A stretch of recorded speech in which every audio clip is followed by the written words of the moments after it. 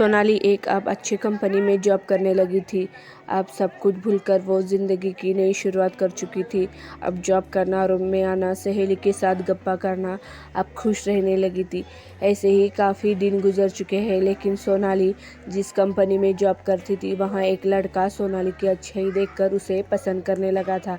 उसे पता था कि सोनाली एक तलाकशुदा लड़की है, फिर भी वो उससे प्यार करने लगा। कोशिश करता रहा कि वो एक बार सोनाली से बात करे, लेकिन वो बात नहीं कर पा रहा था। सोनाली के साथ जो हुआ था, उसके बाद वो किसी लड़के से बात ही नहीं करना चाहती थी। उसके स्वभाव में भी काफ़ी बदलाव आ गया था। वो किसी से बात नहीं करती थी। लड़कों से तो वो काफ़ी दूरियां बना के रखती थी, लेकिन वो लड़का वो कोशिश कर रहा था कि जिसे वो सोनाली से बात कर सके, लेकिन कोई फ़ायदा नहीं हो रहा था। सोनाली की एक दोस्त थी। उस लड़के ने सोनाली की दोस्त से बात की और उसे कहा कि मुझे तुम्हारी दोस्त सोनाली से एक बार बात करनी है। सोनाली की दोस्त ने कहा, ये नहीं हो सकता, क्योंकि सोनाली कभी किसी लड़के से बात ही नहीं करना चाहती है। वो तुमसे बात नहीं करेंगी। तुम जो भी कर रहे हो, इसका कोई फ़ायदा नहीं होगा।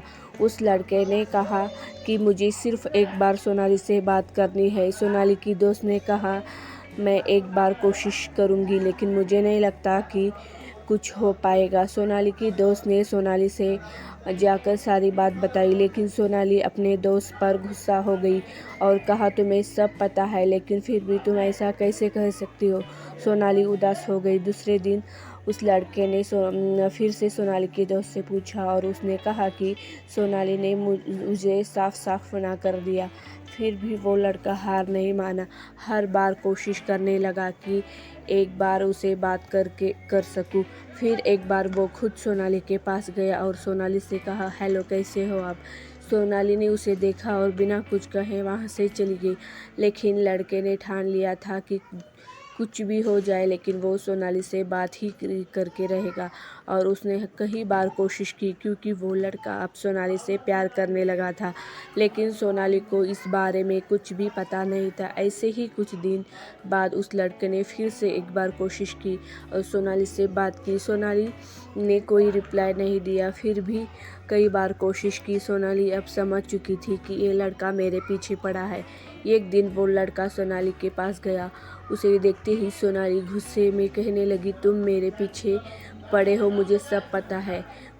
मुझसे बात करने की कोशिश कर रहे हो, लेकिन जो भी तुम कर रहे हो वो गलत कर रहे हो और इससे कोई फ़ायदा नहीं होगा, जान लो मेरी बात। सोनाली ने उसे डांटा, बहुत गुस्सा किया और वहाँ से चली गई। सबने उस लड़के से कहा कि छोड़ दो, उसके पीछे मत पड़ो, लेकिन पता नहीं क्यों वो लड़का हार नहीं मान रहा था। चाहे जो कुछ भी हो जाए, उससे पटा कर ही रहूँगा। लेकिन काफ़ी मुश्किल था। इतने लाख कोशिश के बाद भी सोनाली उससे बात नहीं करती थी। सोनाली अभी तो खुश रहने लगी थी, कोई टेंशन नहीं थी, लेकिन फिर से उस लड़के के वजह से टेंशन हो गई।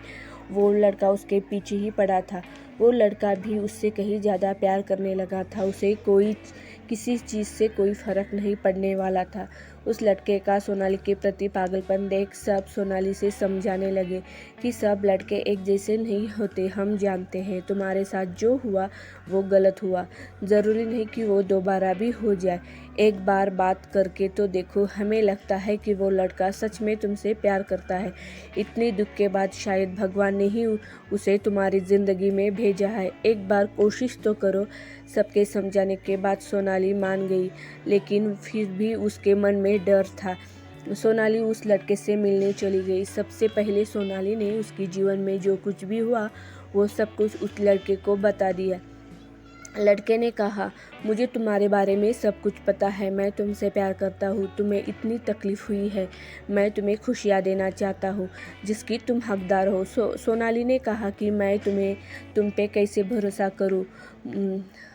उस लड़के ने कहा, मुझ पे एक बार भरोसा करके देखो। मैं तुम्हें वचन देता हूँ, मैं तुम्हारे साथ कभी कुछ गलत होने नहीं दूंगा, तुम्हारे आंखों में आंसू नहीं आने दूंगा। सोनाली ने कहा, क्या तुम्हारे घर वाले मान जाएंगे इस रिश्ते को, क्योंकि मैं एक तलाकशुदा लड़की हूँ। लड़के ने कहा, तुम मान गई हो ना, बस आगे का सब कुछ मैं देख लूँगा, मेरे घर वाले मुझे कुछ नहीं कहेंगे। सोनाली ने कहा, सबसे पहले घर वालों से बात कर लो, जो भी सच है वो उन्हें बता दो। उसके बाद ही उन्होंने जो भी फैसला लिया उसके बाद हम सोचेंगे। वो लड़का दूसरे ही दिन अपने घर वालों से बात की। घर वालों ने कहा तुम्हें कितनी सारी लड़कियां मिल सकती है, तो फिर तुम्हें उसी लड़की से क्यों शादी करनी है जो पहले से ही तलाकशुदा है। उस लड़के ने कहा कि मैं सोनाली से प्यार करता हूँ, लेकिन इसमें उसकी क्या गलती है कि उसका तलाक हो गया है। अच्छे लड़कियों को तो कोई भी मिलता है, लेकिन सोनाली ने अपनी ज़िंदगी में बहुत कुछ सहा है, जबकि उसकी कोई गलती नहीं थी। मैं बस उसे खुशियाँ देना चाहता हूँ। लड़का अपने माँ बाप का इकलौता था। उसके घर वाले सोचने लगे कि हम एक तलाकशुदा लड़की से कैसे शादी करें, लेकिन उसकी बात सुनकर घर वालों को भी अच्छा लगा। वो अपने बेटे पर खुश हुए और वो इस तरह सोचता है। सोनाली के प्रति उसका प्यार देखकर उसके माता पिता इस रिश्ते के लिए मान गए। लड़का बहुत खुश हो गया और ये सारी बातें उसने सोनाली से कही।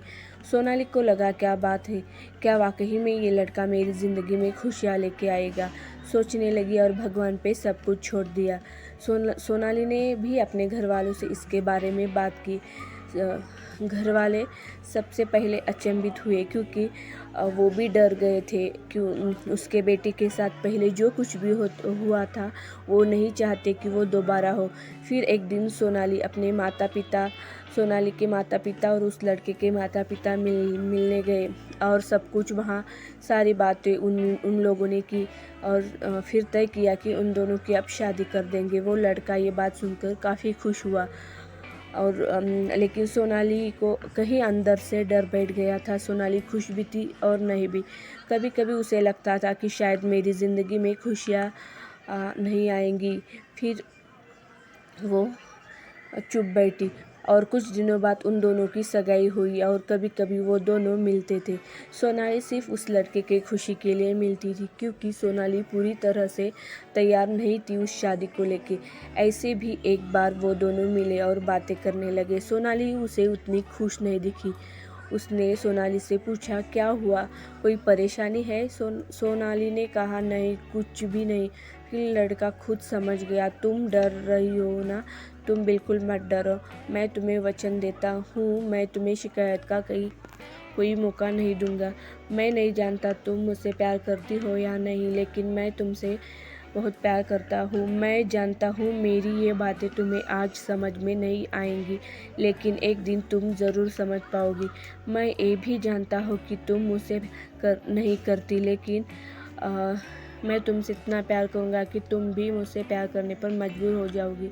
तुम टेंशन मत लो। ये ऐसे कह के वो दोनों घर चले गए। सोनाली अब उसके बातों पर सोचने लगी थी, क्या वाकई में अब मुझे सच्चा प्यार मिल गया है, क्या अभी इस लड़के पर मैं यकीन कर सकती हूँ।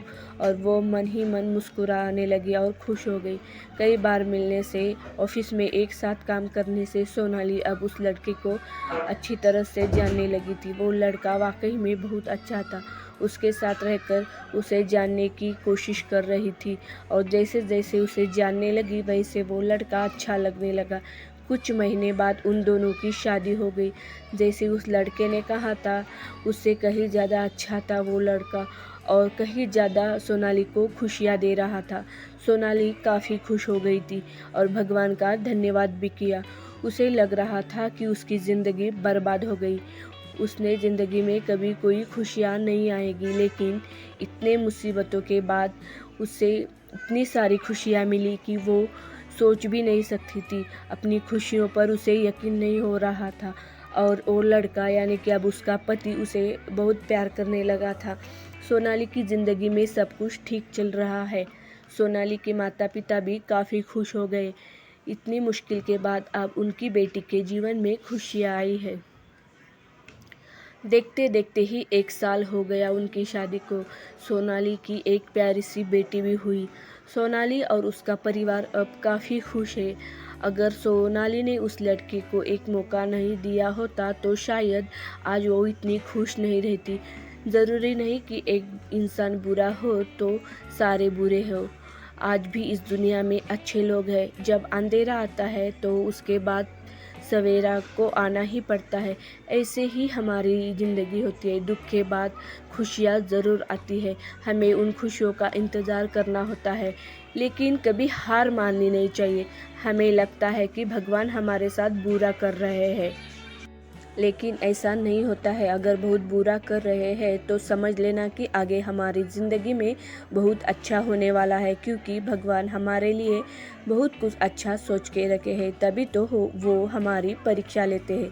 बस भगवान पर भरोसा रखो, सब कुछ अच्छा हो जाएगा। इस कहानी में हमें यही सीख मिलती है कि बुराई के बाद अच्छाई को आना ही पड़ता है, दुखों को बाद खुशी को आना ही पड़ता है। बस हमें सब्र रखना चाहिए। हमें भगवान से एक ही प्रार्थना करनी चाहिए कि हमें दुख पचाने की शक्ति दे, ताकि हम खुशियों का स्वागत कर सकें। दोस्तों, अगर आपको वीडियो पसंद आए तो लाइक करें, शेयर करें और इस चैनल को सब्सक्राइब करें और साइड में बेल आइकन को ज़रूर दबाइए। इसलिए जब भी मैं कोई नई वीडियो पोस्ट करूंगी तो सबसे पहले आपको नोटिफिकेशन मिलेंगी। धन्यवाद।